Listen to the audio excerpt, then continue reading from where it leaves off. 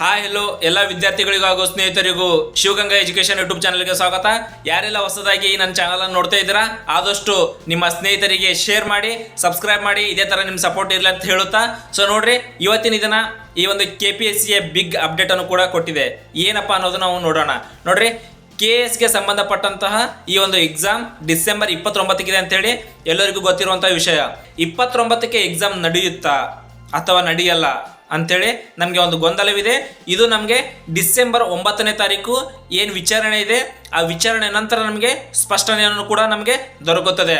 ಯಾಕಂತಂದರೆ ಈಗಾಗಲೇ ಈ ಒಂದು ಧಾರವಾಡಿನ ನ್ಯಾಯಾಲಯದಲ್ಲಿ ಇದಕ್ಕೆ ಸಂಬಂಧಪಟ್ಟಂತಹ ಸ್ಟೇ ಇದೆ. ಈ ಸ್ಟೇಯನ್ನು ಮತ್ತೆ ಮುಂದಕ್ಕೆ ಹಾಕಿದ್ರೆ ಸೊ ಎಕ್ಸಾಮನ್ನು ಮುಂದಕ್ಕೆ ಹೋಗುತ್ತದೆ. ಸೊ ಮುಂದಕ್ಕೆ ಹೋಗುವ ಒಂದು ಚಾನ್ಸಸ್ ಕೂಡ ಇರುತ್ತೆ ಸ್ನೇಹಿತರೆ. ಸೊ ಹಾಗಾಗಿ ಇದಕ್ಕೆ ಸಂಬಂಧಪಟ್ಟ ಬೆಂಗಳೂರಿನ ನ್ಯಾಯಾಲಯದಲ್ಲೂ ಕೂಡ ವಿಚಾರಣೆ ನಡೀತಾ ಇದೆ. ಆದರೆ ಅಲ್ಲಿ ಸ್ಟೇಯನ್ನು ಕೊಟ್ಟಿಲ್ಲ, ವಿಚಾರಣೆಯನ್ನು ಮುಂದೂಡಿಕೆ ಹಾಕಿದ್ದಾರೆ. ಸೊ ಹಾಗಾಗಿ 29ನೇ ತಾರೀಕು ಎಕ್ಸಾಮ್ ನಡೆಯುತ್ತಾ ಅಥವಾ ನಡೆಯಲ್ಲ ಅಂತೇಳಿ ನಮಗೆ ಡಿಸೆಂಬರ್ 9ನೇ ತಾರೀಕು ನಾವು ಇದನ್ನು ಸ್ಪಷ್ಟವಾಗಿ ನಮಗೆ ಗೊತ್ತಾಗುತ್ತೆ. ಬಹಳ ಅಭ್ಯರ್ಥಿಗಳು ನೋಡ್ರಿ ಹಾಲ್ ಟಿಕೆಟ್ ಅನ್ನು ಕೂಡ ಡೌನ್ಲೋಡ್ ಮಾಡ್ಕೊಂಡಿದ್ರು. ಸೊ ಆ ಡೌನ್ಲೋಡ್ ಮಾಡ್ಕೊಂಡಿದ್ರ ಬಗ್ಗೆ KPSC ಈಗಾಗಲೇ ಸ್ಪಷ್ಟನೆಯನ್ನು ಕೂಡ ನೀಡಿದೆ. ಯಾರೆಲ್ಲ ಡೌನ್ಲೋಡ್ ಮಾಡ್ಕೊಂಡಿದ್ದೀರಿ ಅವೆಲ್ಲ ಅಸಿಂಧಗೊಳಿಸಲಾಗಿದೆ ಅಂತ ಹೇಳಿ ಕೂಡ KPSC ಹೇಳಿದೆ. ನೋಡ್ರಿ, ಬಹಳ ಅಭ್ಯರ್ಥಿಗಳಿಗೆ ನನ್ನ ಅಪ್ಲಿಕೇಶನ್ ಡಿಲೀಟ್ ಆಗಿದೆ ಅಂತ ಹೇಳಿ ಕೂಡ ಗೊಂದಲವಿತ್ತು. ಸೊ ಅದಕ್ಕೂ ಕೂಡ KPSC ಅದಕ್ಕೆ ಸ್ಪಷ್ಟನೆಯನ್ನು ನೀಡಿದೆ. ಸ್ವಲ್ಪ ತಾಂತ್ರಿಕ ದೋಷದಿಂದ ಈ ತರ ಆಗಿತ್ತು. ಸೊ ಯಾರ್ದು ಯಾರ್ದು ಅಪ್ಲಿಕೇಶನ್ ಅನ್ನ ಡಿಲೀಟ್ ಆಗಿಲ್ಲ ಅಂತ ಹೇಳಿ ಕೂಡ KPSC ಸ್ಪಷ್ಟನೆಯನ್ನು ನೀಡಿದೆ ಸ್ನೇಹಿತರೆ.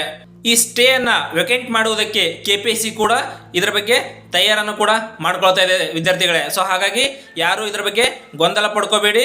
ಈ 29ಕ್ಕೆ ಎಕ್ಸಾಮ್ ಅನ್ನ ನಡೆಯುತ್ತಾ ಅಂದ್ರೆ ಡಿಸೆಂಬರ್ 29ಕ್ಕೆ ಎಕ್ಸಾಮ್ ನಡೆಯುತ್ತಾ ಅಥವಾ ನಡೆಯಲ್ಲ ಅನ್ನೋದು ನಮಗೆ ಡಿಸೆಂಬರ್ 9ನೇ ತಾರೀಕು ವಿಚಾರಣೆ ನಂತರ ನಮಗೆ ಇದರ ಬಗ್ಗೆ ಸ್ಪಷ್ಟನೆಯನ್ನು ದೊರಕುತ್ತದೆ. ಸೊ ಹಾಗಾಗಿ ಇದರ ಬಗ್ಗೆ ಯಾರು ಗೊಂದಲವನ್ನು ಪಡ್ಕೋಬೇಡಿ.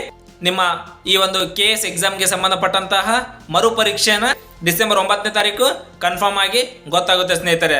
ಸೊ ಹಾಗಾಗಿ ಯಾರೆಲ್ಲ ಈ ವಿಡಿಯೋನ ನೋಡ್ತಾ ಇದ್ದೀರಾ ತಮ್ಮ ಸ್ನೇಹಿತರಿಗೆ ಕೊಡುವ ಶೇರ್ ಮಾಡಿ, ಸಬ್ಸ್ಕ್ರೈಬ್ ಮಾಡಿ ಅಂತ ಹೇಳ್ತಾ, ಮತ್ತೆ ಮುಂದಿನ ಅಪ್ಡೇಟ್ ಸಲುವಾಗಿ ಶಿವಗಂಗಾ ಎಜುಕೇಶನ್ ಯೂಟ್ಯೂಬ್ ಚಾನಲ್ ನೋಡಿ ಅಂತ ಹೇಳ್ತಾ, ಸೊ ಎಲ್ಲರಿಗೂ ಧನ್ಯವಾದಗಳು.